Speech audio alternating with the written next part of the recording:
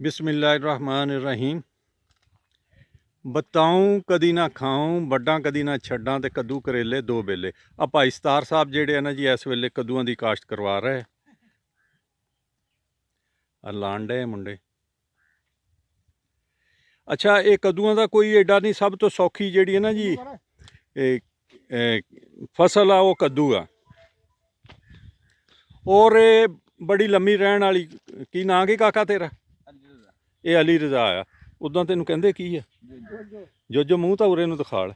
ये जी साडा जोजो है, अली रजा वैसे इहदा नां है। हाँ जी, ये पैली तैयार कर लेनी हैगा ने। निंबू जेहड़े आ उन्हां दी कांट छांट ज़्यादा ही हो गई, जिहनूं परूने कहंदे आ, ते पटड़े हो गए खाली। मलड़ पाया, पा के इहदे विच आ बना ले पटड़े तकरीबन कोई 5 फुट दे वाए दे नाल। ते कद्दू 1 किलो बी तकरीबन लगदा पैली दा। देसी कद्दू आ जी, ये वैरायटी जिहड़ी आ चढ़दे पंजाब चों आई है। अच्छा, कद्दू लाने की मैं दसदा सी कि इहनूं तैयार करके ते इहनूं ला देना, फिर ला देना पानी उत्ते। डुआल गोल्ड कर देनी है। डुआल गोल्ड जिहड़ी आ ओह जड़ी बूटियां तो हुंदी आ। ये जिहड़ा ना जी सस्ती सब्जी और बड़ी ढीठ सब्जी आ। ते वैसे भी कद्दू शरीफ आ, मुसलमान तो बड़े शौक दे नाल खांदे कद्दू शरीफ नूं। इनू तुसी पानी लाई जाओ तो तोड़ी जाओ, इनू स्प्रेवां घट, इनू कीड़े घट पैंदे आ। ये किन्ने क अरसे बाद हो जाती है भाई सतार ये कद्दू जेहड़े आ? ये जी 40 दिन तो बाद जेहड़ा फुल लै जांदा, तकरीबन 2 सवा 2 महीने बाद इहदा फल उतरन लग पैंदा। ते फिर ये उतर ही जाता। एक ये हो गया, एक लोबिया हो गया, एक भिंडी तोरी। इन्हां दा जेहड़ा भी काश्तकार आ, ये मुफ्त भी जान तो उन्होंने घाटा नहीं पै सकता।